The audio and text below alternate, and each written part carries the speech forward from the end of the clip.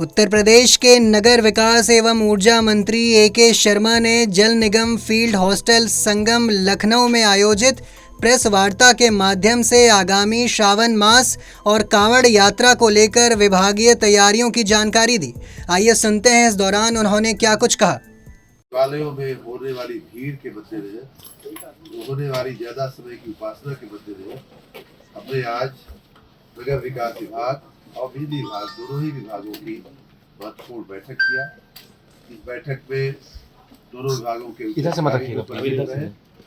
और सभी नगर निकायों के सभी अधिशासी अधिकारी, सभी बिजली विभाग से संबंधित अधिकारी, सभी लोग स्थानीय जो क्षेत्रीय अधिकारी हैं वो लोग भी उपस्थित रहे।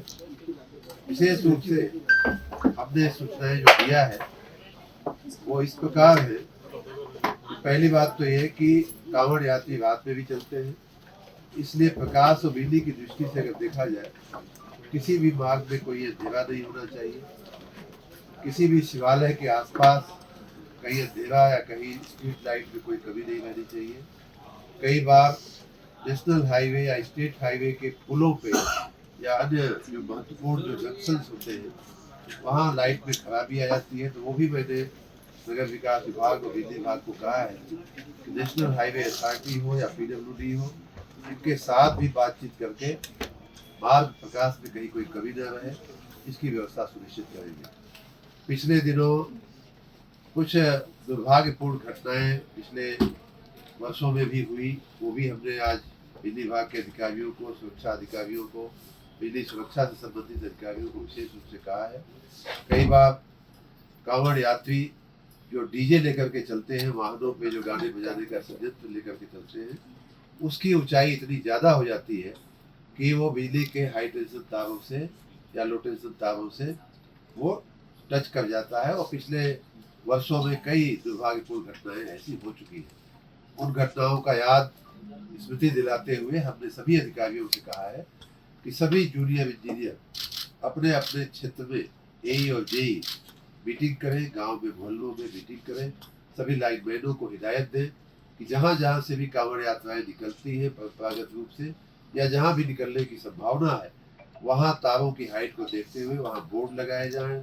स्थानीय लोगों को ये अलर्ट किया जाए कि इस ऊंचाई से ज़्यादा की ऊंचाई का डीजे अगर है तो उसे क्रॉस नहीं होने दिया जाएगा या क्रॉस करने की आवश्यकता। तो इस प्रकार दुर्घटना के प्रति पूर्व तैयारी या उसको पूर्व अनुमान करके हमें उसको दुर्घटना न हो उसके लिए बचाना है।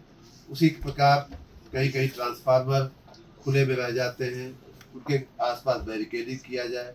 जो हमारे बिजली के खंभे हैं उनको इंसुलेट किया जाए, इंसुलेशन उस पर लगा दिया जाता है। पिछले सालों में हमने किया है और महाकुंभ के आयोजन में भी ये काम किया गया था, जिससे कि खंभे में अगर बाई चांस करंट आ जाए तो वो किसी व्यक्ति को नुकसान न दे। खंभों की अर्थिंग चेक कर लिया जाए, जो उसके स्टे वायर होते हैं जो दोनों तरफ आपने देखा हुआ खंभे को पकड़ के रखने के लिए वायर लगाए जाते हैं जो खंभे को गिरने नहीं देते हैं, उसको स्टे वायर कहते हैं। उसमें भी कई बार बिजली आने की संभावनाएं रहती है, कई बार एक्सीडेंट्स होते हैं उनके चलते।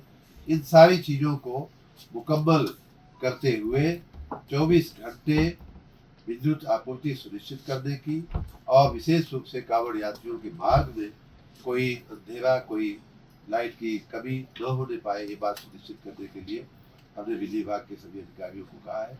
साथ ही नगर विकास विभाग के लोगों को भी हमने कहा है कि स्ट्रीट लाइट की विशेष रूप से चिंता कर लें और साथ ही साथ कांवड़ यात्रियों के मार्ग पर आने वाले के मार्गों में विशेष रूप से जो नगरीय क्षेत्र से जो मार्ग निकलते हैं उनमें कहीं गड्ढा न रहे, ये सुनिश्चित करें। सभी गड्ढों को, सभी रास्तों को गड्ढा मुक्त कर दिया जाए।